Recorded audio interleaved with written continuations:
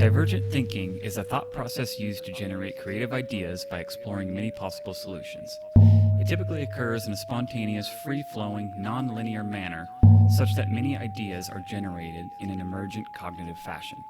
Many possible solutions are explored in a short amount of time, and unexpected connections are drawn. Welcome to Minds in Formation.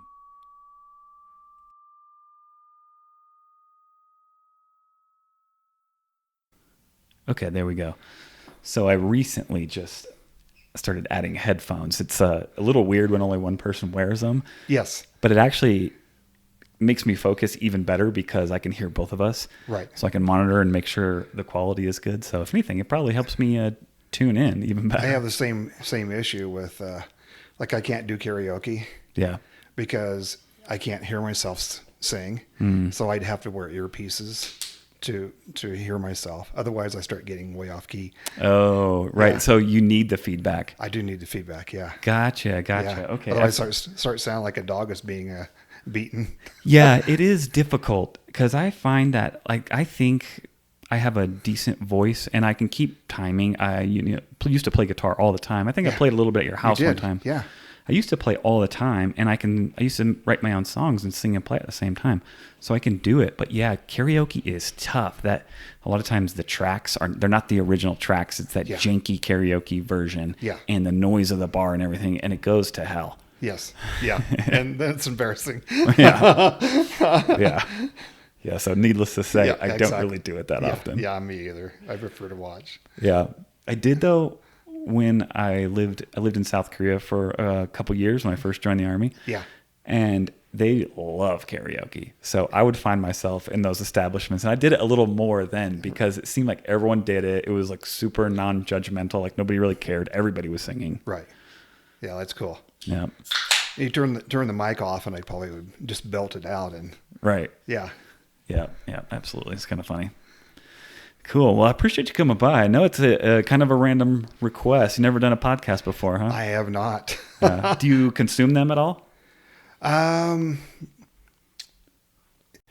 Yes, a little bit. So there's a show on NPR that I really love called Wait, Wait, Don't Tell Me. Okay. So you've heard of it? Mm-mm. It's done in Chicago at one of the theaters there that's locally famous. And so it's kind of like a game show that people across the nation can call into. Okay. And they play silly little games. And then there's no real prizes. Like the prize for winning would be having Bill Curtis put his voice on your voicemail. Oh, okay. So it's pretty silly. Yeah, it's silly. Yeah. And then there's another show that I liked a lot, but it's not on anymore, called Car Talk. And it's a couple of guys I think they were out of Boston. And they could call in, you could say, okay, I have this 52 Studebaker that is making this noise, and they'll know exactly what it is. That's awesome. Yeah. But one of the brothers passed of cancer, so they stopped doing it. But it was so funny. Are you a big car guy? My family is, but I'm not so much. Okay. When you get into a situation where you start doing a job and you get engrossed in it. So in high school, I farmed for my grandparents, but so I learned to do all the farm stuff, mixing fertilizer and application rates and all that. But I didn't get into the mechanics and the electrical part and stuff like that. So okay. Yeah. Yeah, I feel like I know enough to be dangerous, but I'm not going to take anybody's motor apart or anything like that. No. And I can do basic maintenance, especially if it's an older vehicle. It's a little easier, Yeah, nowadays, the new stuff. It's crazy. Yeah, it's hard working on it. I changed my own oil when I had my 4-wheel drive truck, and so that's more of a pain in the butt, though. It is. It's like it usually you got to doesn't do cost cleanup. that much. Yeah, to take it in. Yeah. There are certain things. So tell me about your music tastes. So we're about a generation apart, right? Yeah. So I'm just now turning 65. Okay. So generationally, we're probably a little bit far apart. Mm-hmm. So tell me about your tastes. Well, mine, I may be a unique case because mine are ever changing to a certain degree. I do have things that I love and I go back to, and things that bring that fond nostalgia, everything like that. Yeah.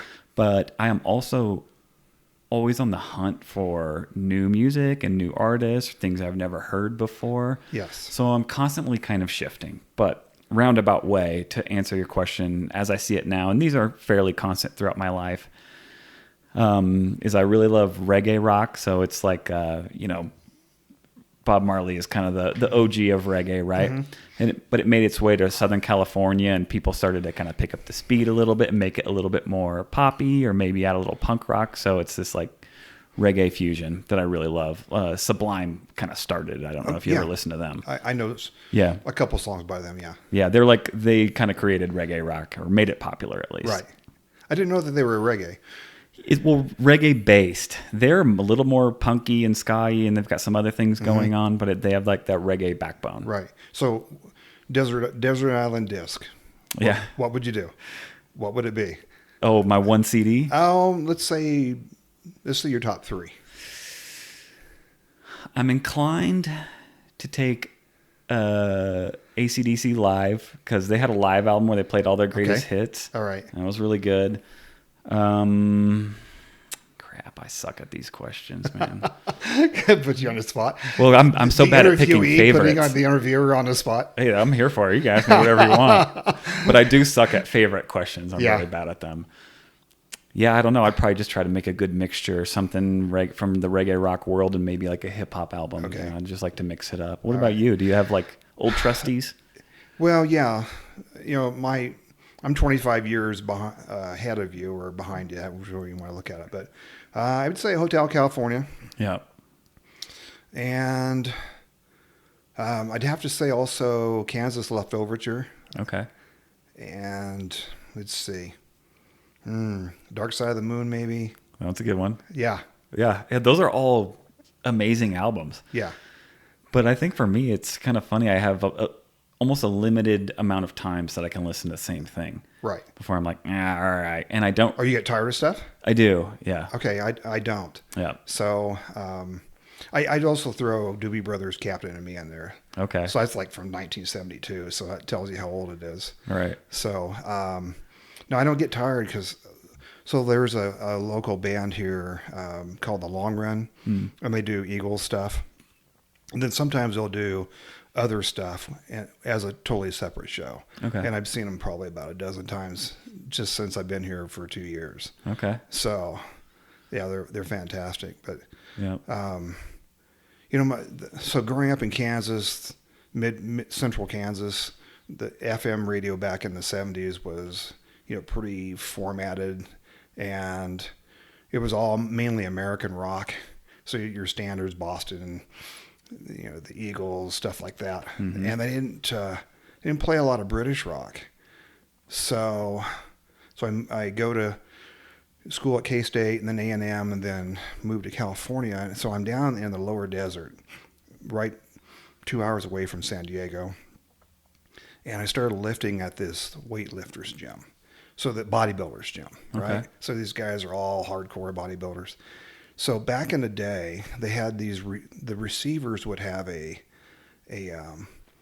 coax connection. So you could hook up cable TV coax to it. Okay. And then it would boost your FM power. Nice. And then they stopped doing it. I don't know how the cable companies got wise to it or something. But anyway, so we're in El Centro, and so we're about, let's say maybe 2.5, 3 hours away from LA. But LA had this great station called KLOS. It's still going. It's probably been going for like 75 years now. Wow. And so they had probably like the best DJs lineup maybe in American history. They were amazing. They knew their music, and they played a lot of Zeppelin and Pink Floyd and The Who. And that's where I kind of started getting into expanding my horizons a little bit. And once I heard Kashmir for Zeppelin, I was sold. Amazing. Yeah. And then my favorite song by Zeppelin it's kind of a weird thing, but it's When the Levee Breaks. So do you know it? I'm sure I do, but I can't recall off the top of my head. It starts out with a heavy harmonica riff, followed, and then they kick in with a lead. Okay. And it's a blues song. Cool. Converted into a rock blues song. So it's from the 1929s. This guy, Kansas City Joe, I think his name is. And then there's a famous lady who does some of the backup for him. And so it's a strict blues song from the 1920s. Wow. Yeah. I love some of those remakes. Yeah. It's pretty wild. It's pretty cool. I've always kind of wondered, why I have that short attention span with music. It's funny, I go to a lot of live shows myself, but I would probably tell you 85% of the time it's probably 20-year-olds on the stage. So, I'm right. kind of constantly not keeping up per se, but like I said, just constantly moving on. Yeah. But there's also an issue, that I do go back to the classics. I love classic rock and some of the older stuff, but a lot of the stuff in the middle doesn't have as much staying power. And maybe that's another reason why I move on, because a lot of current music, it'll kind of get your attention. It'll be good for a while, but it doesn't have the staying power that a band like Led Zeppelin does, that people are going to listen to that for decades. It's just like you hear something cool, you're like, yeah, whatever, and everyone forgets about it. And I kind of write stuff down, or I'll take a picture of my Sirius XM screen to remind myself to record something. So there's this song you ever heard of a band called Fastball? Not sure. They did a song called The Way. Okay. And it's about this couple who decides to just basically jet out of their life, leave the kids behind, and go on a road trip. Cool. And they get lost in the Mojave Desert, and they end up dying. Dang. Take the dark turn. That's the background story behind it. Oh, wow. So I had that. I heard that song on a progressive station in San Diego, where I was living I lived there for about 38 years, and so I'd switch over and listen to stuff that's a little different, right? And so I never could remember the name of that song, and I could remember sort of the melody a little bit. And then one night, like in the middle of 2:00 in the morning, I wake up and I go, "Oh, I think I know some of the lines of the song." So I look it up, and sure enough, and then I was able to put it in my iTunes. But there you go. So I listened to some progressive stuff, like the let's see. There was a band called the Church, which is pretty good. Okay. And then I like Collective Soul. Oh yeah, I remember them. Yeah. Yeah. From the 90s. Totally. Yeah. Some of that stuff. And I like the Nirvana and especially Stone Temple Pilots too. Yeah, they were really cool. From the 90s. Yep. Yeah, I also wonder if maybe there's literally too much content, because that's you see that across a lot of different industries, right? Like I said, you don't see super bands, like you used to back in the day, but it's like there's so much noise. You have to be such a megastar to rise above that. Yes. It's the same thing like if you open up Netflix or HBO. Sometimes you're almost a little bit overwhelmed by the choices, It almost makes you feel... absolutely are overwhelmed. Yeah, it almost makes you feel nostalgic for cable, even though it sounds a little crazy. You're like, well, at least it was simpler. You just watch what was on. And you missed some hidden gems. Mm-hmm. So what are you watching now? Anything? We want to start watching Welcome to Derry. I haven't started it yet because I had to get Jessica caught up. She wanted to watch It 1 and It 2 because it's from the Stephen King universe. Yes. But that's one we want to watch. A lot of football lately, to be honest, because I don't watch a ton of TV, so it's been a lot of football. So are you lately. College or pro or both? NFL, yeah. NFL. Yeah, I only got time for one. I can't keep up with all of it. College football is a little bit of a mess right now. Is it really? How come? Well, they instituted what's called NIL. So it's a name and likeness. So the kids are getting paid now. Yes, I remember hearing a little bit about that. Right. So now what's going on is, so it's a big competition. So the teams are just simply reaching out. Colleges are reaching out and offering better NIL deals to players. And so there will be teams that they may have like 30 kids on their roster change and leave. They call it the portal. Whoa. And so you enter the portal, and then you get basically like a whole new draft for the next season. Whoa, that's crazy. And the teams are basically more or less bidding on kids. So they're going to have to figure that out because it's ruining college football. Right, because teams with the big budgets are just going to get everyone, and then everyone else in the league is like trash. Like BYU is it BYU or Utah? I think actually it might have been Utah. So some of my family lived there because they're ex-military and they work there. And so my nephew went to the U, and they came up with a way to get $500 million through a hedge fund. What? Yeah. That's crazy. And that's a lot of money. Yeah. So like Texas Tech this year for the Big 12, they spent, I think, like $60 million on their kids. Damn. I didn't know it was going that crazy. Whoa. Yeah. Are the kids like getting that money or? Yes. So like they'll get, they negotiate deals. Also dealerships now can, like a car dealership can give kids cars and things of that nature as well. Wow. So yeah, so there's not a lot of loyalty going on. Damn. Yeah, that's tough to deal with. Yikes. Yeah, I wonder how they're going to do that, because the whole paying them is relatively recent, right? Within the couple past years. Few years, yeah. Yeah. Huh. Yeah, so yeah, it's a mess. That is a mess. Yeah. I don't If even you have know a what you do coaching about it. change, it's even worse. Yeah. So, because the kids were like, okay, I'm either going to follow the coach or the new coach coming in, I don't really know him, so I'm just going to jet. Yeah, and how do you build a team if there's that much turnover all over the place? I think, it's the portal was actually kind of a good thing because it allows kids who are stuck in, like, let's say they're like second position, second team, and they're behind like a star running back or something, and they know they're not getting playing time. Yeah. They can offer their services to another school, Right. and get an education. And so I think that was kind of a good thing, but it's just, yeah. Yeah. I don't know. Maybe it'll take a little bit of time. I guess I would be concerned with where's all the money coming from, and is everything legit, and is it super shady? Stuff. Yeah.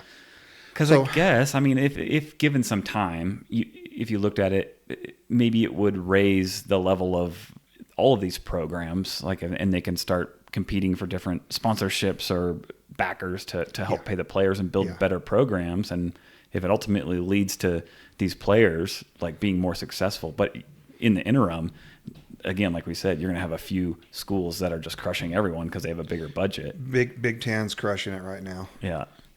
SEC usually crushes, but they had a down year. They had good teams that made the playoffs, but they didn't go very far. So the Big Ten was by far. Indiana is so good, they're almost pro. They're almost a pro team this year. So, Dang. So what else are you watching? Let's see. What have we watched lately? Oh, Fallout. Have you watched Fallout? I have it on my list. Yeah, it's cool. It's really cool. Yeah. But I played the video game too, so I was already kind of a nerd for it. Yeah. But it's a fun show either way. I'm introducing Debbie to a few things. So yeah. So she likes the horror genre, but not the slasher. She likes the supernatural. Right. So I introduced her to this show, which is let's see, who put it out. Let's see. I can't remember where it's on right now. It might be on Amazon Prime, but it's called Penny Dreadful. Okay, I don't know if I've seen that one. It sounds so familiar. Well, I got the worst memory too. Yeah, it's really cool concept. It's 1890s London. Mm-hmm. So you have Dracula, a werewolf, The whole gang, huh? Frankenstein and Frankenstein's monster, and then Dorian Gray. So the Legend of Dorian Gray. Yeah. Dorian Gray's interacting with them, and then you have actually Satan. And so the premise is that who Eva Green is? Mm-mm. She was like the Bond girl in the first Bond movie with Daniel Craig when he took over. Okay. So she drowns at the end of the movie. Right. I'm thinking of her. Yeah.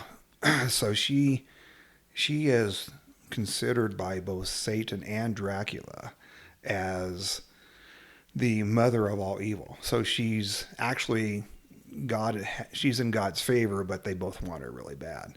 So it turns out that Dracula and Satan are brothers, and they both were kicked out of heaven. Whoa. Satan got assigned to go to hell and rule there. Dracula got the living part, and they're both after her. Oh, wow. So the werewolf is, let's see, I have a Josh Hartnett, and he's basically as everything begins to play out, they find out that he's what's called the wolf of God, and he's her protector.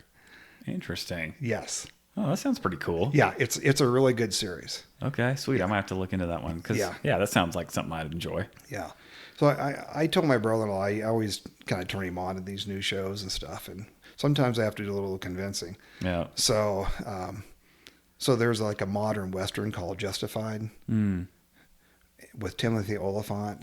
Okay. You know, it aired on FX. FX makes really good programming, I think. Totally. So like FX would be Justified, and then they did Sons of Anarchy. Yeah, I watched that one back in the day. That was an awesome show. Yeah. I crushed like the whole thing on one of my deployments or something. I'd work in night shift or something like that.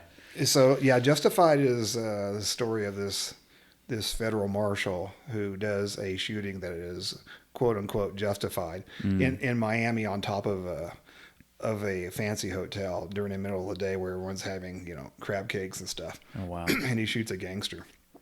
So he gets reassigned to Kentucky down in coal country. And he has to, where he went to school.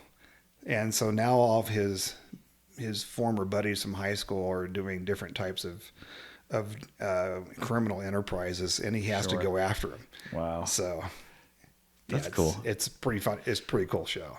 Yeah. Sometimes I'm a little envious of people that get into TV shows and movies, because I think I do have a little bit of an attention span issue, and I'll get really bored unless something's very captivating. Right. And even sometimes when it's good and people are like, you have to watch it, it's so good. I'm just like, dude, I can't. Like, I gotta go. I'm just gonna go outside. Yeah, I get it. I get it. Yeah, I know. I've always had a love for good movies and good TV series. But I'm really selective about what I watch. That's kind of me too. And maybe I just have gotten more selective as time has went on. Yeah, there's too much content to watch. Yeah. Like I tried watching a show on CBS called Ghosts, and it gets great reviews. Yeah. And it's a comedy, and I just didn't find it funny. Right. So that's how it goes half the times. But again, like I said, too much. Yeah, too much content. So I got a question. It's going back to something that you were talking about earlier. You used to live in Southern California. Yes. So there's a lot of people that talk about like LA has just gone completely downhill. It's a horrible place. Do you have like any opinion on that, or have you been back? Well, I guess I feel like you got to be careful to just what people say. Right? Yeah, you do.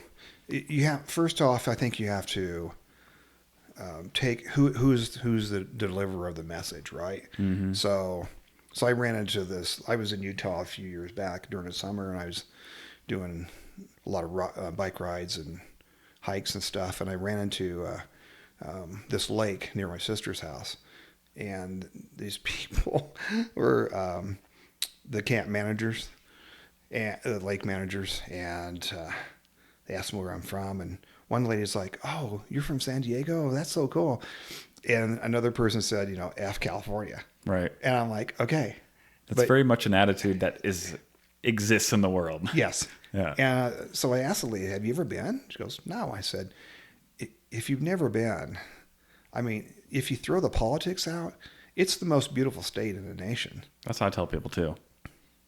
I mean, you have such a wide variety. Even the desert has a beauty to it, like just looking at it geographically and just the nature and the landscape, even the weather. Yes. It's awesome there. Yeah. People get very wrapped up around the politics. Wintertime, you could surf.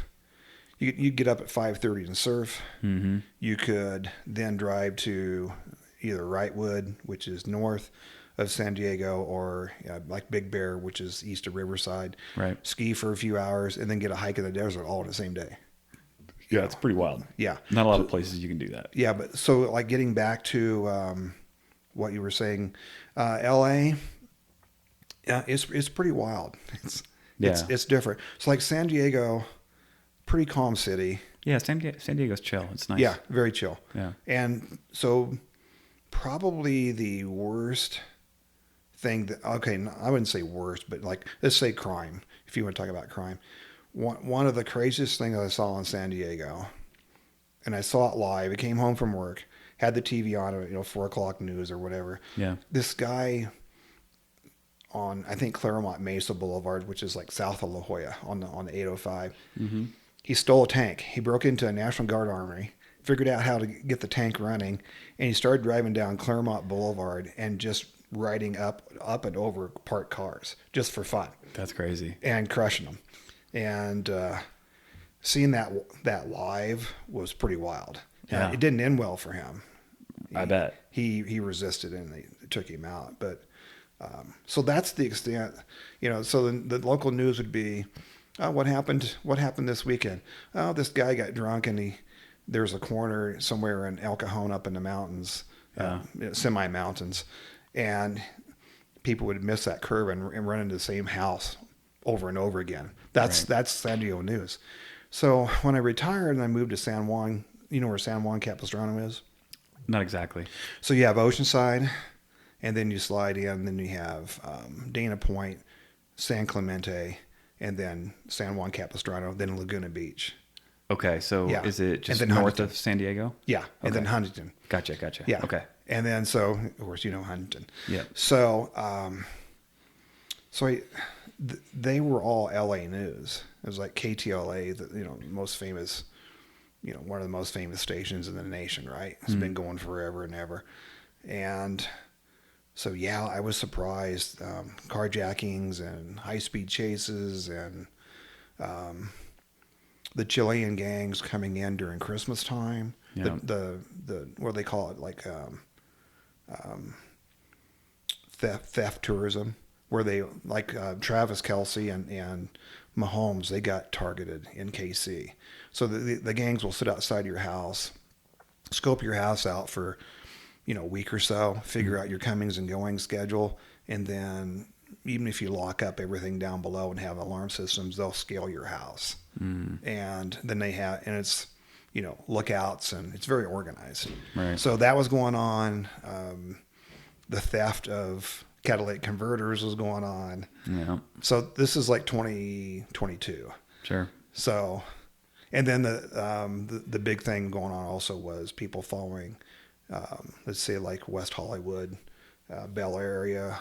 People would go out to dinner and have like a Rolex watch on, and people would be out with binoculars looking for jewelry, and then they would follow people home and rob them. Wow. So yeah, LA's pretty wild. Yeah, but it sounds has a great side to it as well, I'm sure, like anywhere, you're going to have bad parts and good parts, places you avoid and places you go to. And yeah, I think LA's probably always been a little crazy to a certain degree. Yeah. Even just Hollywood and just this wild life that all these people are pursuing, and then everything that is getting drawn to that. It was like the place, and that's going to attract all kinds of people, good and bad or whatever. Yeah, it is. I prefer Orange County, Huntington Beach on down. Big time. That's what I always tell people all the time, because I go to SoCal quite frequently, but I almost exclusively go to Orange County. Yes. That's pretty much the only place I go. I fly right into Santa Ana, and I get an Uber over to Huntington and bounce around. Might hang out in Long Beach a little bit or Newport a little bit, but I'm pretty much staying in Orange County. Yeah. But San Diego's dope too. But yeah, LA County, there's just too much going on there, and it's just too many people. The traffic is horrendous, and I was like, politics aside, that's just more bullshit than I would want to deal with. Too much shit going on. Yeah, the traffic is quite. It's difficult. crazy. It's driving anywhere. Yeah. Because we talk about moving back at some point, and I think that is fairly likely that we would maybe go back to HB at some point. Okay. And we know we would have to downsize and get a small apartment because it's super expensive. But especially if everything works out with having a kid, we got a bunch of family and friends over there. Yes. And it is a great spot. It is. It's a killer spot. Yeah. Even a little further south, though, the cities that are, like I was saying, San Clemente, Dana Point, pretty cool little places. Totally. Yeah. Yeah, I'd like to do a little more exploring down there. I always loved it. I mean, I'm a West Coast guy overall. My family's from California, and I was born in Reno, Nevada, and California and Nevada was always kind of home base. Right. So it's the part of the country where I kind of feel the most at home and I enjoy the most anyways. I miss it some, Yeah. but I love it here as well. Yeah. Yeah. There are, goods and bads to any location. What is your experience with living here? Like, what do you find as the positives and negatives? What I love about it the most is I had a lot of acquaintances, friend acquaintances in San Diego, but people don't have the time to build one-on-one relationships, or Right. or are not willing to for whatever reason. So not most of my friends were my work friends from my science teaching staff, and but here, the people are great here, Yeah. very real, Yeah. and willing to put time into, keeping a like a friendship is just like a relationship between a guy and partners, Right. whatever partners you're talking about, and it takes a little bit of work if you want Yeah. Absolutely. A relationship is a relationship. You have platonic ones and romantic ones, obviously. Yes. But right. Yeah. There has to be Yeah. effort. And it doesn't feel good when it's one-sided. Well, I don't allow that. Right. Yeah. That's good. If it's one-sided, it's like, okay, I get it, Right. So kind of a funny story. I have this friend that he's my pickleball group. So we're all in our 60s, right? Mostly in our 60s. And so this guy's, he was really patient with me and helped me develop my pickleball game. And because you start out, you're kind of raw and you have some bad habits and Right. things. So Took you under his wing a little bit. yeah, a little bit, yeah. And so I said, hey, we should go have lunch sometime. And I said, I think we'd be good friends. Mm-hmm. And so he told his wife, and she thought that was really odd. And so, I kind of laughed about it because we're at lunch and he goes, yeah, she thought it was kind of odd. And so they own a restaurant locally. And so my pickleball group goes down and we go to their restaurant. And so I met her for the first time because she's not part of the pickleball group. And I said, I'm the guy you thought was gay and hitting on your husband. Yeah. That's because that does happen. And she thought that was pretty funny. Yeah. And he said, I didn't say that. Yeah. No, I get it. It kind of weirds people out. Because I've essentially done the same thing to people, Right. Especially when I was back doing meetup, and I would almost give people a disclaimer. I'd meet someone cool, we'd be talking, and seem to have a lot in common and have a similar energy. And I'd be like, "Hey, man, this might sound a little weird or random, but you seem like a cool dude. Like, I feel like we'd be friends. We should hang out sometime." Yeah. And a lot of times people are like, "What?" Like, or they'll kind of be like, "Yeah, okay," and then but then they'll never, you up, yeah. yeah, they'll kind of blow you Well, up. Which I get it. It is a little like it shouldn't be weird, but I get why it does seem weird. I don't know. It's like that bro code thing, A little bit, yeah, where you're Yeah. almost like, I'm super straight. I would never do that. But I've also been in It has experience. nothing to do with, your sexuality. It's about, wanting to foster a relationship with someone that you think could be a good friend. Totally. And you can never have enough good friends. Right. But I have kind of seen the negative side of it a little bit, because I've been approached, a few times where I thought someone just wanted to be my friend, and that wasn't what was going on. I was like, oh, okay. A little ulterior motive. Yeah. Yeah. Oh, you mean like from a... From a gay dude that I didn't really realize what was going on. Okay, yeah. And Right. so, it can get a little weird out there. And then again, there's just this, like, we have to be hyper masculine, and it's like, dudes don't talk to each other like that. It's like, I don't know. It's just this weird thing, like, where people have this like bullshit wall up that, you really don't need that much. Right. Yeah. I don't think you need to be over the top sensitive, but you don't need to be John Wayning it all the time either. Right. So Totally. yeah, that's kind of my... So I try to put work into it. I try to keep in touch with you guys. Right. Yeah. And it's like, you don't have to be like texting each other all the time or anything like No, that. just say hi once in a while. Yeah. Say hello once in a while. Get together and go dinner, and like we've talked about, go have dinner. Yeah. Yeah, Hey, absolutely. happy birthday. I hope everything's going well. Whatever's going on, Yeah. The meetup things can be a little dicey anyway. It can get a little bit weird. And that's kind of why I started to want wanting to step back from it a little bit, and I'd like to set something up. I'm still kind of working on what exactly that'll be. I'm participating in another group a little bit, Right. but ultimately I do think I want to figure out another way of doing things. But I got to also come up with a system to, I don't know, maybe some sort of filter. And I know that sounds weird, but because you can cultivate some really cool events and some really have some great times with some great people. But it's like, how do you handle the more challenging ones when you got some people that are maybe bringing the whole thing down? Like, I don't really know how you deal with that exactly. But Yeah, I get what you're saying. Yeah. You mean like someone who plays kickball? It could be. And steps in and wants to be the boss of the kickball group. It could be. It could be anybody. But yeah, there's some personalities that are. Yes, that particular personality I moved away from pretty fast. So Yeah. yeah. Yep. So I don't know. It's weird. On one hand, you just got to let everyone be themselves. But yeah, how do you? I mean, it's not like you have any control though. So I don't know. No, you don't. I'm playing with some ideas and thinking about relaunching some sort of event coordination, but we'll see how it shakes out. Keep me in mind, because I found that I got back on Facebook when I came out here, and my goal was to use it as just a way of keeping in touch with what's going on with the band scenes. Sure. And then Bernie's Mountain Dog Rescue. Mm. And a lot of those sites or pages or whatever, people's are kind of scammy. Yeah. And so it's, I've noticed like with the Facebook groups for Bernie's Mountain Dog, people would put out a question, hey, what should I name this dog?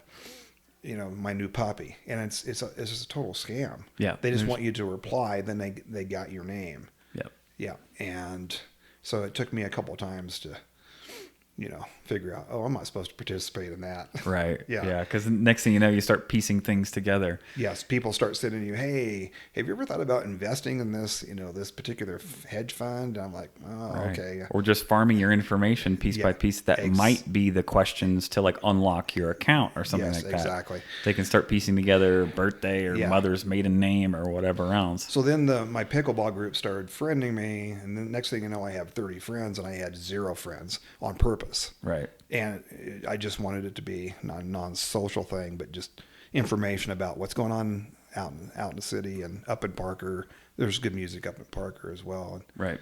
And so finally, I'm like, someone posted something and it was political. I'm like, okay, I think I'm done.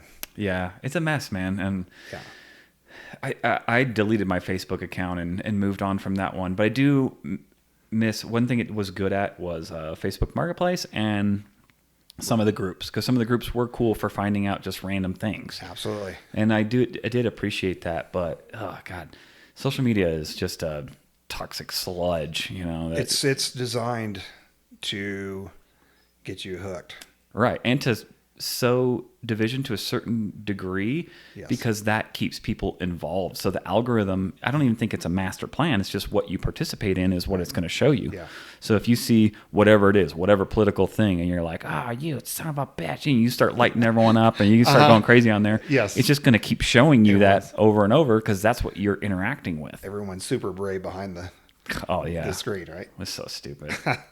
So stupid. Yeah, so I actually end up getting off Meetup as well. So just I'm looking at some other platforms.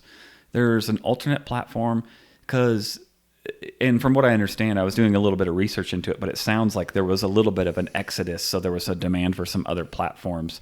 So I'm going to look into it and just see what's going on. But, they started charging organizers a stupid amount of money, like $400 or $500 a year to be an organizer. That's ridiculous, right? What's the point of that? When you have like Facebook and Instagram, you have all these other apps that are completely free to use. Why are you just gouging people? And then they're trying to push Meetup Plus on everyone. They rolled that out like a year or two ago. Yeah. Like, if you want to know who's going, you have to pay extra. And it's just bullshit. Yeah, it is. Yeah. So, speaking of that, I actually was speaking with one of our acquaintances and he was saying that there's one of the groups that the organizer is going to be leaving and moving. And she said, I might buy the site from her or the group. And I'm like, oh gosh, I never thought about it that way. But if you're paying in four or $500, someone's going to pick that money up. Yeah, I never heard of someone buying. I mean, you can transfer ownership. That's probably sort of what he meant. Yeah. But he was going to pay her for the fees for the year. Oh, because she already paid, like prorate it, right? Yeah, exactly. So you paid for 6 months, I'll pay the difference or whatever. Exactly. I got you. Okay, Yeah. that makes a little more sense. Yeah. Yeah. I don't know, man. It's weird. And there's also something to it, at least in a city of this size, that there is a certain population that will frequent meetup events, and it starts to be the same people, overall. I found that as well. And there's not a lot of new blood, and there's didn't seem to be that much interest from younger generations either. Right. So it just kind of seemed to be this set population that was participating. So The 65 crew. not totally, but trended a little bit older. Yeah. And then the other folks, even some of the younger ones that were my age, it was always the same people. Like not that many new people would come to events.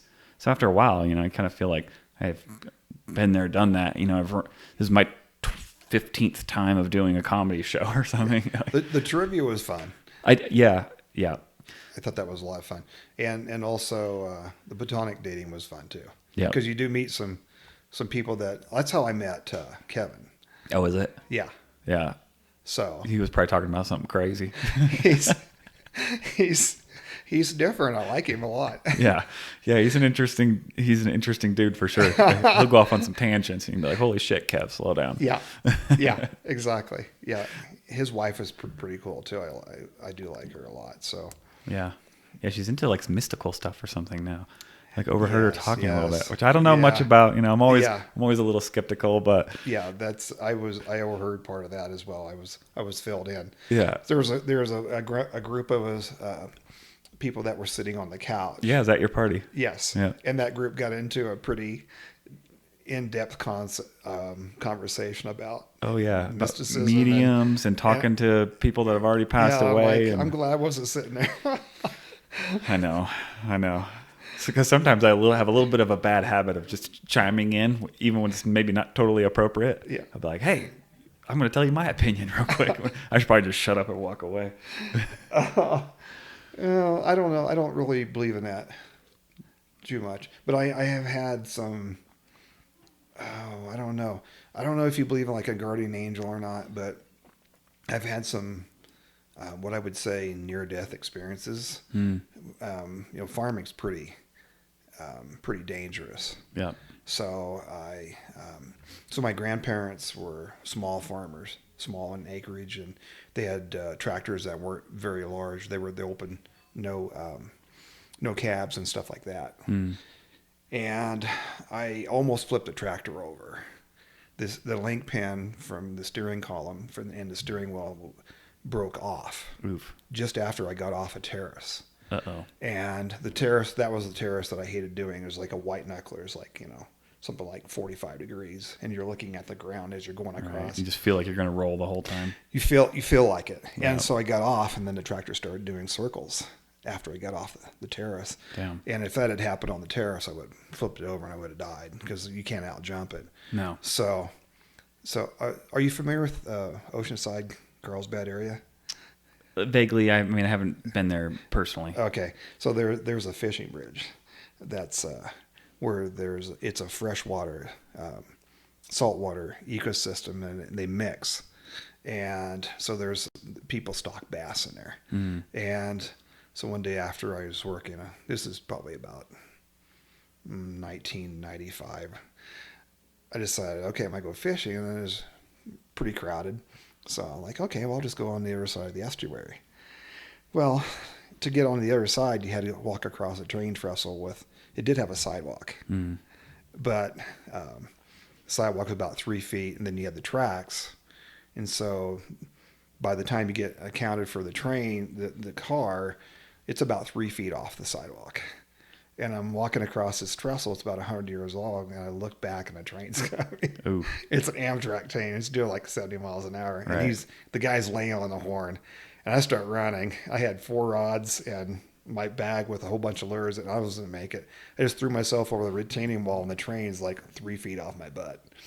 And so the pressure differences between where the car is and the car is not, and I'm getting sucked back like this. My body's moving back and forth. Whoa. As I'm leaning over and I'm just praying, don't throw a rock, don't throw a rock, Stupid thing to do, right? That's crazy.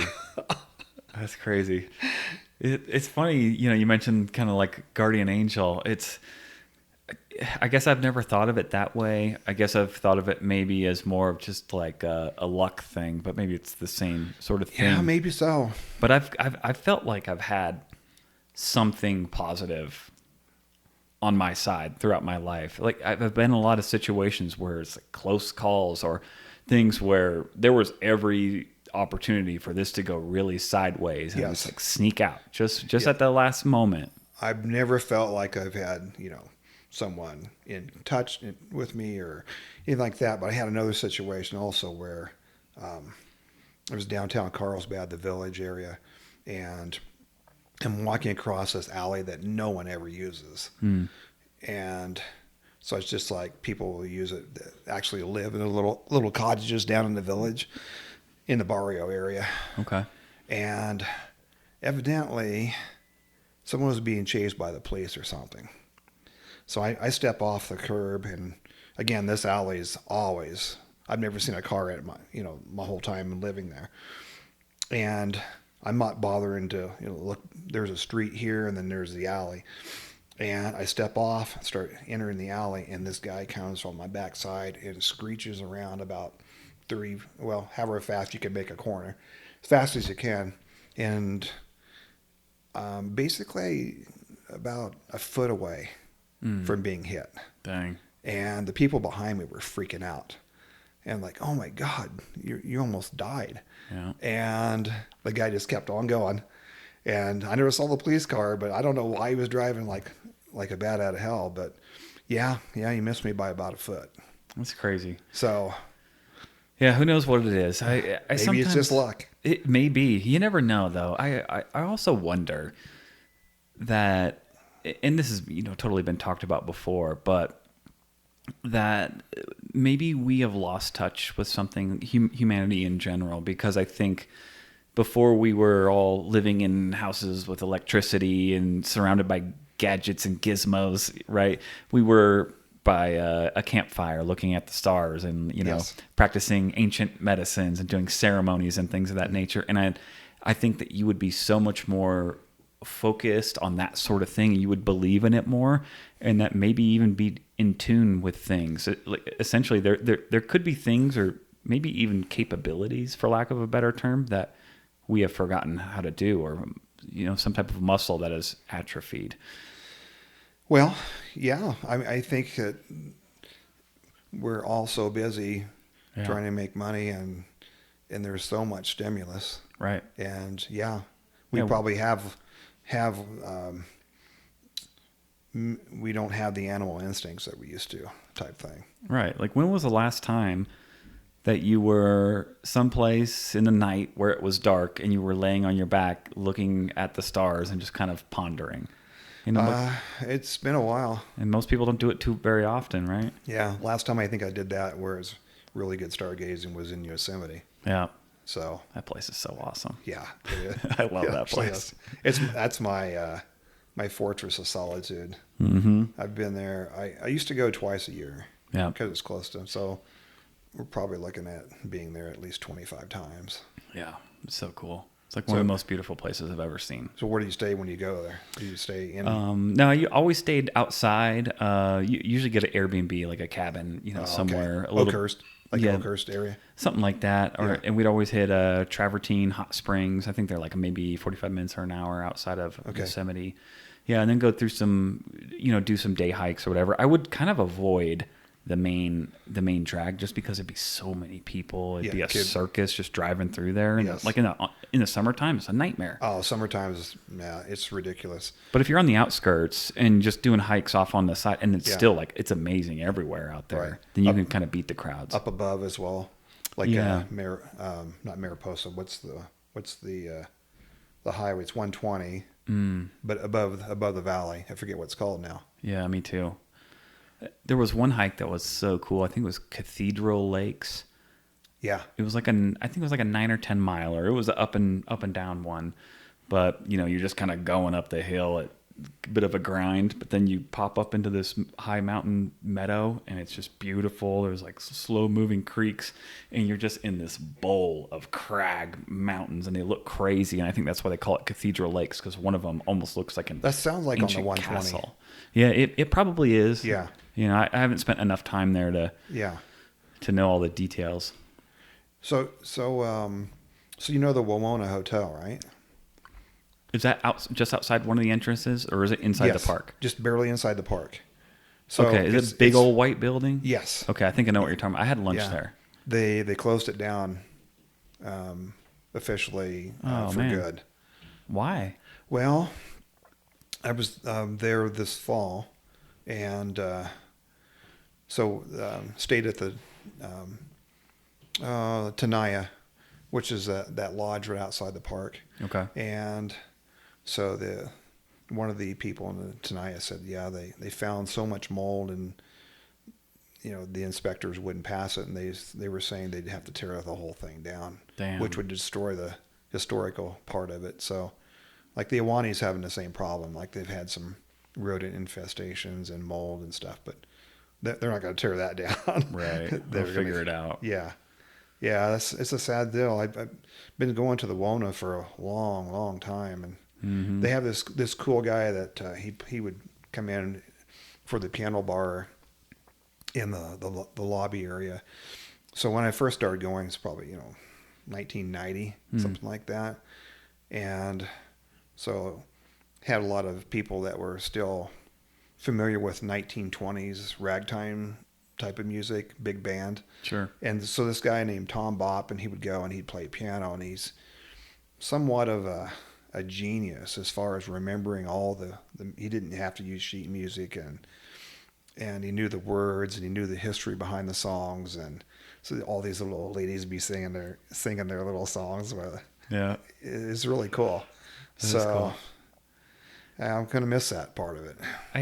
I really hate to see places like that move on or shut down, because it seems like we have a real issue with building things of character in the modern age. Things that last and things that hold value for it.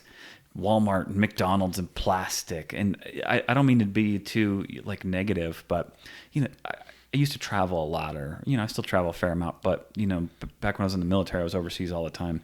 And even when I was going to places that were maybe not so nice, I would still be fascinated by their architecture, temples, or just certain parts of the cities. And that was one thing that bummed me out a little bit when I would come back home to the States. Because seriously, it'd be like Walmart, Target, a subdivision where everything looks the same, like just more commercialized bullshit. I don't know. It seems like we don't build things that have any character and that bring any appreciation or value. Yeah. Not much. It's a lot of just nonsense. Well, there's a group that does motorcycle trips in the back country. Okay. So I forget the name of them, but they generally ride like the BMWs that are slightly on and off road. Right. Like a hybrid bikes. Yep. And I forget what they called. That's a class of bike, but yes. I don't know what it is. And so this group, actually, I saw this on YouTube. My nephew had it pulled up, and so they were doing Gold Country north of San Francisco, and they had two groups: more less advanced riders who would stick to the highways mostly, and then the more advanced guys would stick to the back trails. And they're fording rivers that were 3 or 4 feet deep, things of that nature. Yeah. And so they went to all the different little cities that you never hear about, that are just like a pinpoint on the map, and that's all it is. And go into these bars that they just open them up for the local people. And only people that ever go there is the locals. Right. It was really fascinating. Yeah. Super fascinating. So I think I'm going to have my nephew give me that link for that, and I'm going to do a drive and just hit some of the locations that they went to. Yeah. Because That's a great idea. yeah. I love that stuff. One of my questions when we did the platonic speed dating one time was, what 3 things would you include in a vacation to make it perfect? And not counting the people, because everyone says like being there with my family. I was like, that's cheating. Sure. So for me, it was a beach, some type of like concert, maybe a cool party, but history. To your point, like I love going to see history stuff. That's my favorite. Yeah. It's the older the better, but any type of history, I eat it up because I'm a little bit obsessed with thinking about how people used to live. It's almost like I was talking about with being a little bit more spiritual or mystical, thinking about people back in the day. I just love thinking about where we came from and all of our history. So any chance I get to see some old shit, sign me up. Well, Europe's on my list. Yeah. So I haven't. Have you never traveled. been? No. Well, Greece. Okay. I spent 3 weeks in Greece in 2024. That's cool. So at the end, and that was great. Yeah. So we saw a lot of churches that were third through 6th century. Yeah. And they had the what do they call them? What's a drawing on a wall called? Where they would paint it. Like a mural? Yeah, like a mural, but there's a name for it. Starts with a P, I believe, but they had a lot of those. But super interesting. Yeah. Did they take you to or did you go to the Parthenon? Yes. Yeah. Yeah. There's not much left, right? There's quite a bit. Is there? Yeah. Okay. So if you go, stay actually downtown, right below the Parthenon. Okay. And it's Greece in a nutshell. It's like you have like a marketplace in a square, and people just go and sit at these big tables and they eat and they go. So this is in October, so it's still a little bit warm, 60, 65. Yeah. And people would go out at night and everyone would sit at big tables and they'd eat together, and then there were restaurants off to the side streets as well. And then the Parthenon was about maybe half mile away. You could see it at night. They light it up at night. So that's the perfect place to stay. Cool. So then we went on to Naxos, and that's where most of the historic churches were. And the guy that's doing the leading of the group, he kind of wanted to do it based on like hiking and exercise, and I'm like, no, I want to kind of see the culture. I don't want to be in the backcountry because it looks like San Diego. Right. That's what Greece looks like. Yeah. And so I'm like, so I started kind of rebelling a little bit. I mean, not rebelling, but like, I think I'm going to stay behind. And so one day we were staying in a port of Naxos, and above there's probably 20 miles away, there's this village, and all the churches were kind of in around that village. So 3 of the guys rented scooters, like the 125cc scooters that, they get up 60, 65. And then 4 girls rented a small car. They navigated for us. We saw like 5 or 6 churches in one day, and still had time to go have lunch at 2:00 in the village. So that was kind of the way to do it. Yeah. Yeah. 100%. I was telling someone the other day, I feel like most of the times when I travel too, you totally find somebody that will be willing to like take you and go see some stuff on the side or whatever. Yes. Because I'm not a big fan of rolling around in a big old group. There's certain times where like a tour guide, especially if it's something real kind of nerdy that I want to learn about, then it is cool. But yeah, I mean, almost every vacation that I've ever taken, I feel like at some point I've met a local. It might even been a bartender. He's like, I'll take you and drive you all around if you want to go anywhere tomorrow. Here's my number. Just text me on WhatsApp. That's cool. I'm just like, okay, perfect. Yeah. One of the murals, it was pretty cool. It was you couldn't film it. You couldn't do videos. You could take pictures, but no flash, because they're worried about the light deteriorating. But there's a picture of, it's supposed to be like Jesus, I think, and a king with a king had a crown on, and then there was a knight down below. And I'm still staring at this, and I'm like, there's something else in this picture, and I can't figure out what it is. And I'm standing close to it, and then I move back, and it was bugging me, and then finally I figured it out. they had drawn, it was a big white horse that the king was riding on. And they had drawn the eyes forward on the horse. So it didn't look right. Yeah. Instead of like on the sides. And I'm Right. like, oh, it's a horse. I get it. Right. Yeah. Interesting. Yeah. Now that had to have been done by the Romans, though, right? Let's see. So 3rd century, I'm not sure when Rome took over parts of Greece, but Well, I'm just thinking about the mythology or / theology, because I don't think Jesus was a thing during the Greek times, no, because that was spread by the Romans. it was. So yes, Roman era, Yeah. absolutely. So 3rd century would be 200 BC, right? Is that how they figure that out? The 3rd century, and you go, so you count 0 through 100 as the first, Right. and then 100 and 200. So yeah, so 200 on Yeah. through 500. Yep. Yeah, those churches. So I had some of my pickleball friends went to Croatia, and they said they had an I've heard good things. amazing time. The castle from the Game of Thrones. It's there, huh? Yes. Yeah, they The did a Red lot Wedding- of filming there. Yeah. Red Wedding Castle. That's brutal. It was. I had already read the books though, so I knew what was coming. I remember. I feel like I was watching it with somebody. I was like, "You're not ready." Yeah, they'd be really into the young guy that was like kind of set up to be the king, the oldest Yes. Stark boy, Yes. Rob Stark, right? Rob Stark, yeah. Everyone was like, "Oh, him and his mom, Caitlin, Yeah. they're gonna take over. They're gonna Yeah. be good to go." And then everyone's getting their throats cut. They're like, Yeah. "Ah." Yeah. But I guess that castle is like, extremely beautiful. Yeah, totally. I'd love to So- go to that area. Yeah. And there's another area I want to see too. It's I just kind of got fascinated with it at the last 2 episodes of Band of Brothers, where they're in Germany at the Wolf's Lair and stuff. Right. And then they break into either Himmler's or Goebbels' castle, and they're stealing all the wine. And then the next episode they go into Austria, and it's just amazingly beautiful. Oh, it's awesome. I haven't spent a ton of time over there, but I've been through Germany a few times and dipped into Austria a little bit. And it's just like the countryside is beautiful. It's like it's super charming. The people are cool for the most part. And just history all over the place. There's like castles everywhere. Yeah, everywhere.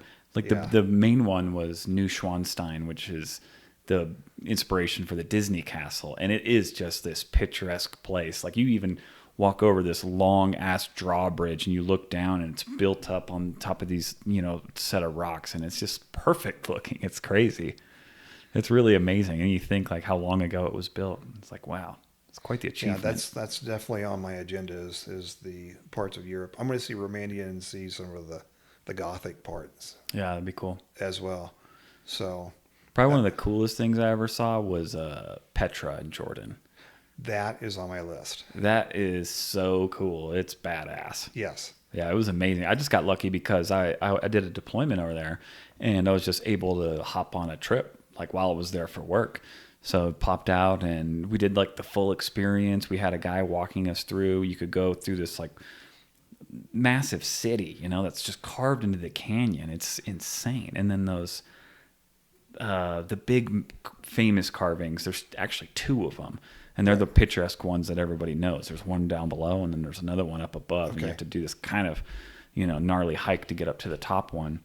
But just amazing. And again, so old. It seems insane that these people engineering carved too, it. bringing the water in because there's no water. Yeah. They figured out 3% incline was. It's crazy. Yeah. It's so crazy.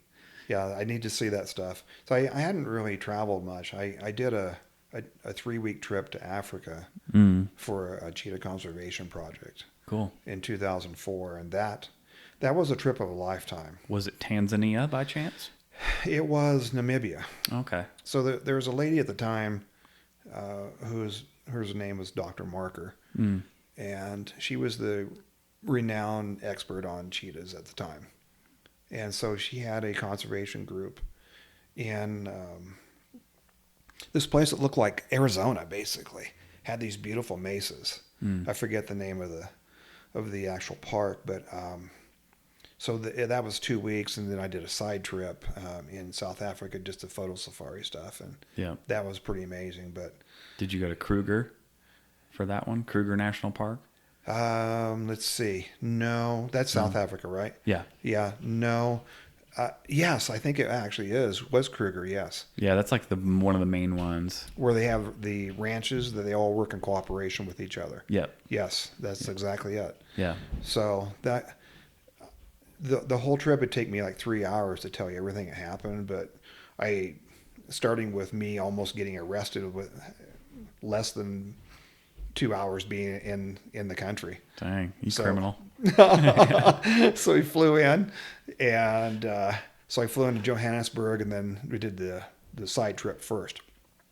And so the company that the let's see what you call it, like the travel company in DC that set everything up. Yep. They did a subcontract in South Africa. So a girl shows up. She's probably like 19, and she picks me up at the airport in Johannesburg, and she says, "Go up to the Delta's Premier Club. It's like high roller, and just hang out there. We'll be back for you in 4 hours." And so I'm like, okay. So I said, can I go back down and see the shops in the hallway? Because they had spears and all kinds of African stuff. Yeah. And she goes, yeah, no problem. So that was back when it was like 14.4 dial-up in that country. That's what they had. So I checked my email, I had sodas, and okay, I'm bored. Yeah. So I walked downstairs, asked a guard, how do I get into the hallway? Oh, I'd be glad to help you. Do you have your boarding pass? I'm like, no, I don't. And he goes, well, how did you get back here without a boarding pass? I'm like, well, I told him a story. And I said, she must have the boarding pass. So you're like going home at this point or something? No, we're actually just arrived. And why'd you have to wait there forever? I don't know. They were waiting for other people to come in that were going to go out to Elephant Ranches out at Kruger. So you got to take the bus, and yeah, it's a little bit of a hike to get out there. Well, we flew like a 6-passenger prop plane. I gotcha. But so he's like, I told him the story twice. At this point, he's like doing this, and guards are coming over. I'm going to be arrested. So as I'm just really a wreck inside, I was like, okay, well, don't get angry, don't come unglued, but you're going to jail. I'm like, I gotta figure South something African out. jail too. Yeah, probably not great. So I just said, I don't know what else to tell you. She told me she'd be back. She told me to go up there. As soon as I pointed to the Premier Club, he was like, oh, you go back up there. Don't come back down. So he didn't want to make waves with someone who had what he thought had money, I guess. Wow. So we fly out to Elephant Ranch in this 6 inline prop plane, and 3 days later, so we land on a dirt strip, red dirt strip, like you'd see in Georgia. Yeah. And so the guy is like a half hour late, and he lands on the dirt strip, and he goes, "Oh, I'm so sorry, I went to the wrong ranch." So we get up in the air, and I said, "Well, I'm the only person on the plane," and I climb it in the cockpit on the in the co-pilot seat. Put the earphones on. We're flying. I go, "Well, you might as well let me fly, right?" He goes, "Sure, why not?" So I go, "Are you kidding?" He goes, "No." He goes, "Just keep it on 270 and point it towards that mountain." And he goes, "Don't do this. All right. I don't want to have you doing this." I'm like, "No problem." So I flew. So about halfway there, he says, "Oh, we've got to tell you, we changed plans on you. We're not flying all the way to Johannesburg. We're going to drop you off halfway, and then you'll catch like a flight with South African Airlines into the rest of the trip." I'm like, "I don't care. So you get me there." Yeah. And so we land. He lands, and of course we're late. And there is a jet sitting there on the tarmac. It's about 90 degrees. And I run up to the outside check-in. I said, "Hey, I'm Bradley and checking in," and showed him my ticket. And he goes, "Boarding pass?" I'm like, the guy had already jetted. I'm like, "I don't have one." They left me high and dry twice. Dang. So I had to talk my way on to the plane. Jeez. They let me on. I had to talk my way on. He goes, "You're on the manifest," but he goes, we trust you. So I step on the plane, and there's like 100 pair of angry eyes there because they're sitting in 90-degree weather waiting on the American. Ooh. To Yeah, they're not pleased. They were not pleased. Dang. Yeah. Almost got caught twice without a boarding pass. I did. That's intense. The first time was a little more intense than the thought of being thrown in a South African jail. Yeah. Yeah, I didn't have any issues with the police in South Africa, but I did have one slightly inconvenient moment. I mean, overall, I loved it in South Africa. I was there for like 2 weeks. Did the whole thing in Kruger, the whole animal safari and everything. We stayed in the park for 3 or 4 days or something like that and did multiple different, outings. That was awesome. And then, so I like to, I like to do most of my vacations on my own, so I rent cars, I stay in Airbnbs and stuff like that. So, because I like to see the, off the beaten path stuff, right? Right, exactly. So we do the national park thing, and then we go down to Durban, which is on the Indian side of the coast, and it's like jungly there. It's a completely unique climate compared to like Cape Town to the west side of the continent. Over there, it's like tropical. There's monkeys running around. The beaches are beautiful. Yeah, got to see that. Portuguese man-o-war everywhere, or they call them like blue bottles, but those stinging jellyfish. Yeah. Got one of those wrapped around my foot. Not a good time. No. Not a good time at all. I've but seen that happen. Shit happens, My niece said that happened. But then we kind of work our way around the coast. We're hitting, like there's like some giant waterfalls, some like cliffs, waves crashing in, and we're just kind of hitting all the sites. Make our way over to Cape Town. And Cape Town's dope, but a little bit grimy in areas, a little bit kind of gnarly in some areas where I was like, oh, I don't know if it's like safe out here.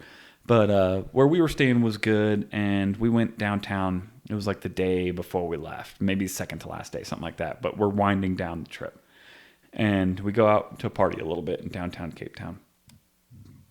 Had a great time. We probably started at like 3 or 4 in the afternoon. It's light out and everything. Met a bunch of locals. And we had 1 or 2 different people tell us like, oh, this is great. Down here, everyone have a good time.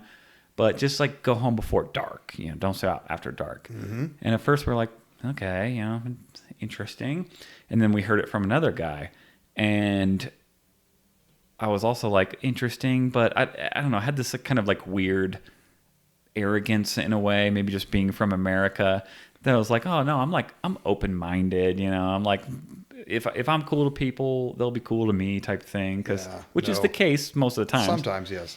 But sure enough, you fast forward a little bit and, we're walking back to the apartment, and it had already been kind of happening prior to this. But at this point, we are 100% the only white people out. And we're just getting eyeballed, like constantly. People are just fucking staring at us constantly. And not in like a cool way, not in like a friendly way, like, hey, buddy. Yeah. We're getting looked at like that. And I was like, shit. So we're walking, and some dude comes up to me, and he kind of slams his foot next to mine, and he's like, hey, buddy, I think we have the same size shoes. And at this point, I think they're going to try to jump me or something and like take my shit. But what it was actually was a diversion, and he kind of reached in and he took my cell phone. So I'm like, get out of here, dude. I start getting like a little bit aggravated. I'm like, get the fuck away from me, dude. What are you doing? And we start walking along, and then I realize, and I'm like, gotcha. God dang it. And one of the other kids comes up on a bike, and he's like, hey, I think you lost something. I can help you get it back. And then at that point, I was like pretty mad. Ransom? So, yeah, they were like wanted me to buy it back, basically. Okay. Some shit where they're going to be like, let's go to the ATM, and we can help you get your stuff back type thing. But then I just kind of snapped. And I was like, go fuck yourself, dude. I have insurance on that phone. I don't give a shit about that phone. You and all your buddies, go fuck yourself, dude. I'm out. I was like, keep it. Keep it, you piece of shit. I just kind of started going off and then just left. But it was still stressed out because, this is not that many years ago where everything is tied to your phone. All your schedules, your itineraries, your tickets, like you need your email and shit. You need everything to travel. So I kind of like go back to the apartment and panic a little bit. But then I realize, okay, like the girl I was with, we can figure everything out on her side. So I just use her phone to call like some of my providers or whatever, and like cancel my phone or whatever, like lock it down, make sure like nobody can get it, do a remote wipe, which they did. So all in all, not that big of a deal. I'm Cool. getting your phone stolen. It's not the end of the world or anything. Yeah, but not fun though. Not fun. But it also made me think, I was like, maybe listen to the locals if they're telling you, like, Yeah. do Go. this, don't do that. They might Yes. know what they're talking Yeah. about. Yeah, I have a couple of funny stories about South Africa, including going into this little city. So the first one was the Dr. Markers group threw us a small. It was around Christmas time when I went, so they threw us like a Christmas dinner. And there were these two twin ladies that were permanent employees for her, and I never could get them straight, and it was getting embarrassing because I was always calling them by the wrong name. So, Right. so I pulled a guy over to the side who's another permanent worker, and I said, "Hey, help me out here. Help me figure out." He goes, "Nope." I'm like, well, what do you mean, You don't no? know, buddy. What do you mean? He goes, "You got to figure it out on your own."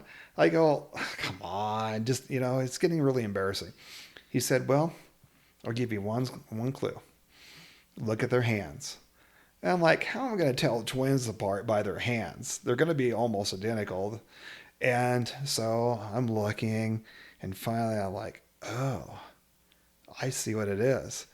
So one of the twins had a missing finger, Okay. That's helpful in that. like this. Yeah. So it's pretty obvious, right? All right. And and she was more friendly one. The other one had kind of a cantankerous, so I didn't get to know her as well because she was like kind of hard to deal with. But so anyway, I pull her over to the side. And a couple of days later, I said, "Okay, so what's the story with your hand?" Because we got friendly enough to do it where it wasn't Right. Where you're not being an asshole or anything. Yeah, exactly. Yeah. So she said, "Well, we had a sponsor. And we told this lady, do not look the cheetahs in the eye. That is a threat gesture. They will attack you." First thing she did, she looked them in the eye.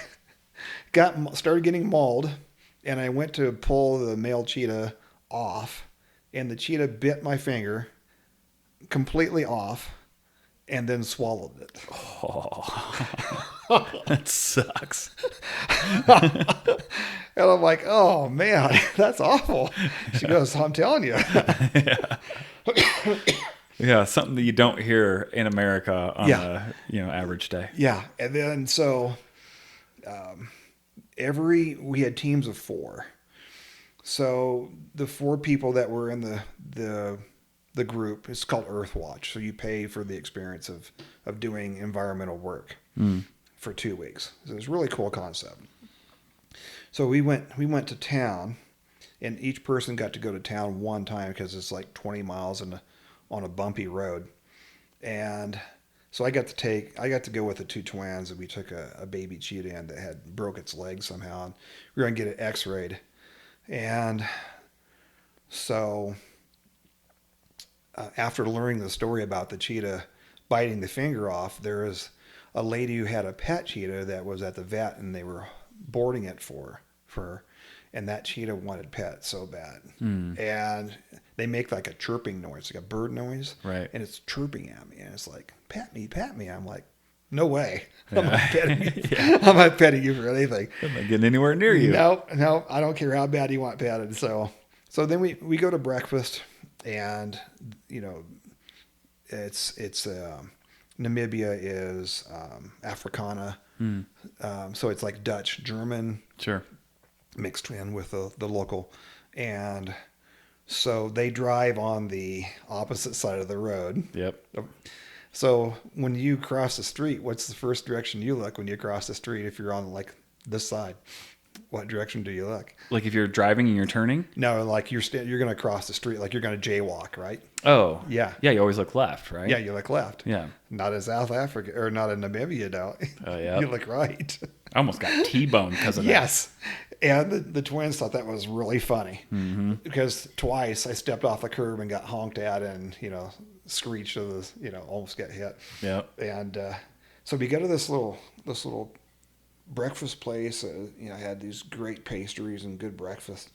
And all these old guys are sitting around drinking their coffee, these old retiree guys. And I start looking at them. I'm like, something seems like really familiar about how they're dressed. And then it kind of dawned on me. They all were ex-German, Nazi war, and so they all had like tank hats on. So remember how they were like the hats kind of went up like this and then across, kind of like what you'd see Rommel wear in a movie. Right. And they were all wearing tank commander hats. Whoa. With no insignia or anything. Everything was removed, but they were still wearing part of their uniform. When was this? Oh, 2004. Dang. That's Yeah. crazy. Well, it's kind of like Argentina. So a lot of people from Germany, a lot of the German people. Yeah, there's like whole Bavarian communities in Argentina. Yes. Yeah, that was always the great conspiracy that Hitler actually escaped and moved to Argentina. Yeah. So that was a pretty fun trip. Into that little city. Yeah, man. Yeah, South Africa was great. Like, I would totally go back, but at this point, I got my eyes set on the rest of the globe. It's like there's so many cool places to visit. The bucket list is kind of endless because there's so many places I would love to see. Vietnam, Thailand. Oh yeah, that's up there. I mean, we had talked about Thailand as being like a potential honeymoon spot. So, we'll see. Yeah. Better get on that. I know it. When's that going to happen, by the way? We don't know for sure because we might have to kind of speed things up. Because essentially, long story short, we kind of have to get married sooner rather than later because of insurance purposes. Gotcha. Because to get help with fertility treatment because she wants to have a baby. So, kind of might adjust some of those timelines, but hey, it's all good, man. Huntington Beach? Likely. Family's there. Yeah. Got to figure it all out. But anyways, Bradley, I think we should wrap it up for now. I think so. Yeah. All right. It's about dinner time and yeah. It was good. It was a good talk. Totally. I mean, we've been at it for over an hour. Nice. So time flies when you're having fun. Yeah. Huh? It was good. Well, I appreciate you coming out, bro. You're welcome. Thanks for listening, everyone. Please make sure to like, comment, and subscribe. It really helps the show out. See you next time.